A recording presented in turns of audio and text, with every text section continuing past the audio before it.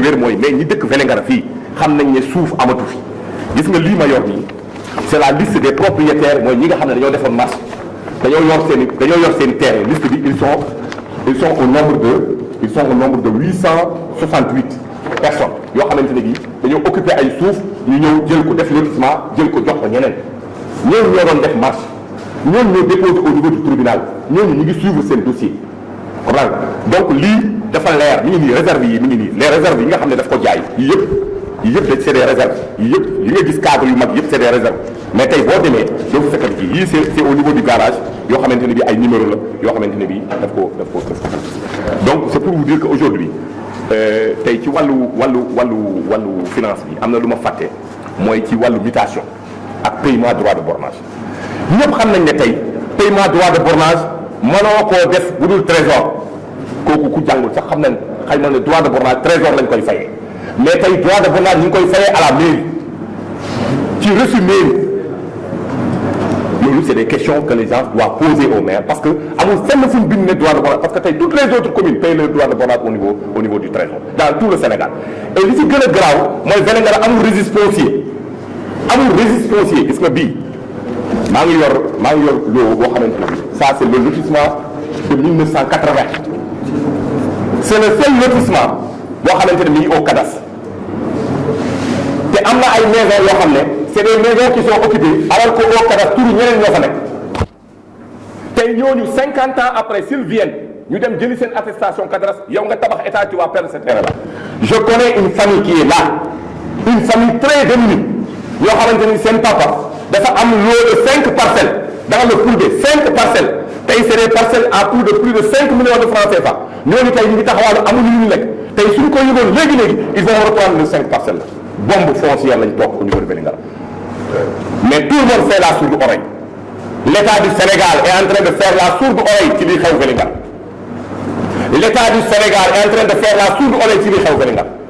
le maire de Vélingara mu ngi def lu ko neex parce que tey mënoo ñëw di lotir ay terrain def ay lotissement yoo xamante ne bi tey tu n'as pas d'autorisation léegi bu ñu ko bàyyee suba waxuma la li xew Ndengeleer lu raw li xew Ndengeleer mooy xew Vélingara parce que les gens en ont marre nous sommes dans un état de droit donc l'état n'a qu'à dire le droit des plaintes ont été faites déposées au niveau du tribunal mais sans suite maintes reprises les collectifs se sont formés ici portent nañ plainte wuy à maintes reprises mais à chaque fois loolu moo tax du nangoo nekk opposition parce que à chaque fois su xamee ne fii dina rek il va au parti au pouvoir parce que jubul c'est ça la vérité en 2009 et je vais profiter de cette occasion pour remuer cette question-là question de la mairie bi lakkoon la mairie en 2009 il y avait un audit pardon boo xamante ne dafa waroon am ci commentaire au niveau de la mairie bi ñu demee ba nga leen jàpp la main dans le sac temps yooyu la événement mairie bi am ñu jàpp ay xale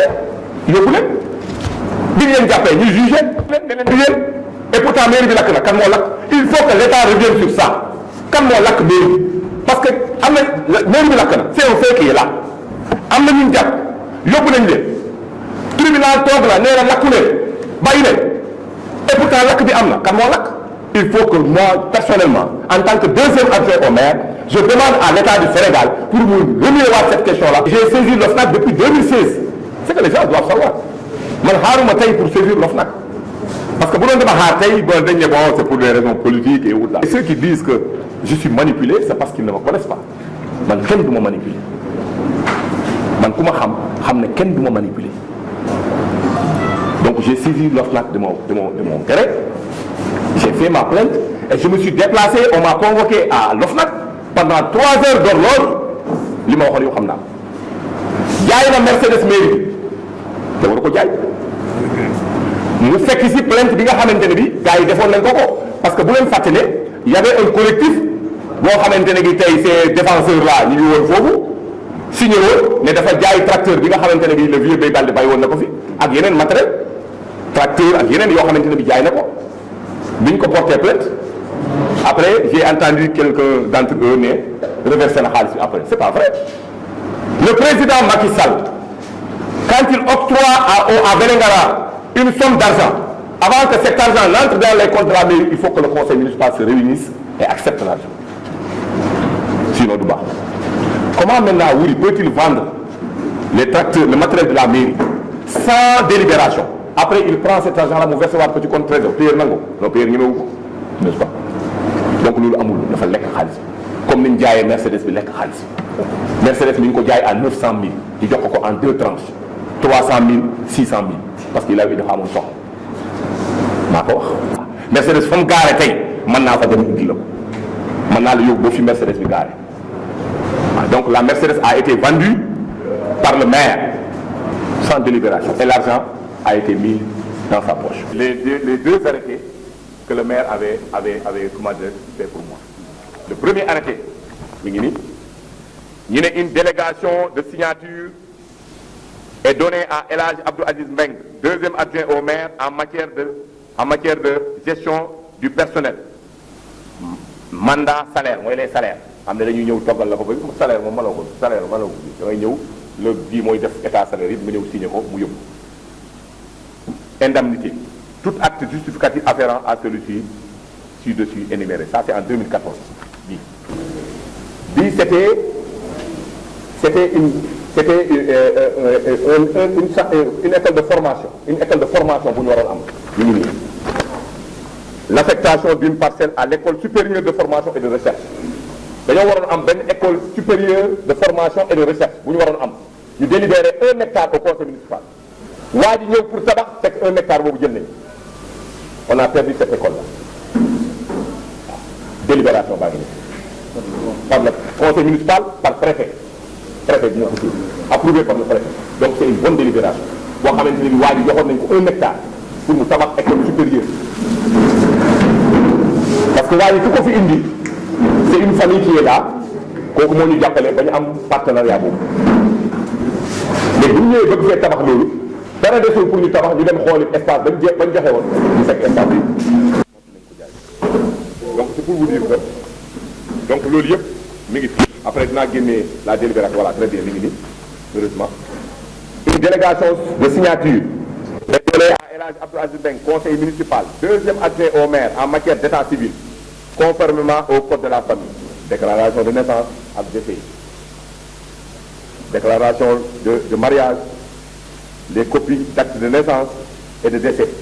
les copies d'actes de mariage les légalisations tout acte justificatif afférent à ceux-ci énumérés le 2 janvier 2017 ma defaloon bi pourquoi mu defaloon ma bii parce que instant boobu neewoon nañu on va soutenir sa candidature pour les législatives fekk man bàyyi naa ko